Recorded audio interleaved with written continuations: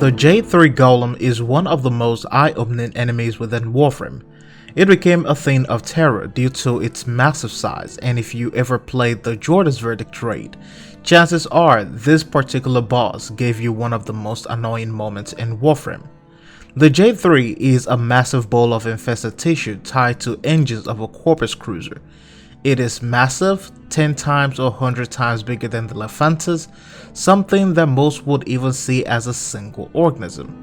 Our first encounter of the J3 was at the Precept quest for Atlas. This is where we encountered the ship CEPHALON known as JORDAS. Unlike Orders, Suda or Samaras, JORDAS is one of the Orokin Cephalons that ended up with the Corpus faction after the Tenor Revolution. We received a distress call from him, a signal that hadn't been used in the days of the Old War. Upon investigation, we realized that it was a Cephalon JORDAS calling us for help. His ship had been overrun and affected by the Mutualist uprising. His Corpus ship was one of those who fell victim to Alad V's new infested empire. They were right on the edge of the frontier grids of Eris. The ship was attacked by waves of infested army, and within minutes the ship itself fell. Every crew member on board became infected, and their tissue were broken down for a greater purpose. The tissues of those infected connected with each other and created a hardened shell for a massive infested golem. The ship itself became a live organism, and its extension mobility was powered by the ship's engines. What became a surprise to many, however, was the power that this new breed of infestation possessed. The infestation was able to infect flesh, machine, and even the smallest amount of data, all the way down to ones and zeros.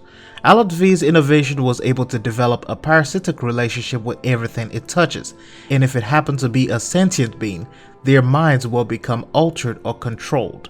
They will no longer become themselves, or they may end up fighting with multiple personalities. This became the first major introduction to the power of the Mutualist Empire.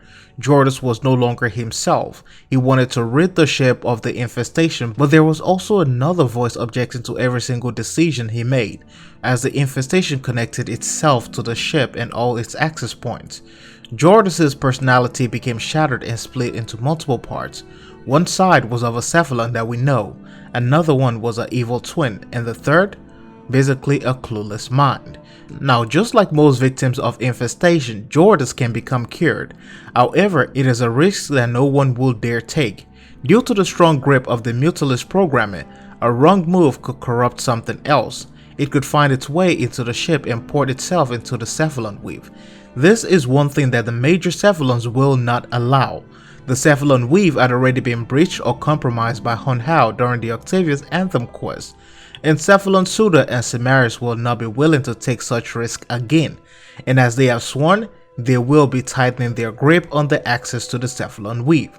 JORDAS remained the subject of the verdict raid and the Atlas Warframe quest. However, depending on how things go, do you think there is still hope for JORDAS? Do you think it can still be cured? Or do you think it is much more of a bigger risk for anyone to attempt? Let me know down below in the comment section. If you enjoyed this brief piece of lore, let me know down below as well. Thanks for watching this video. Hope you find it interesting. I'll see you in the next one.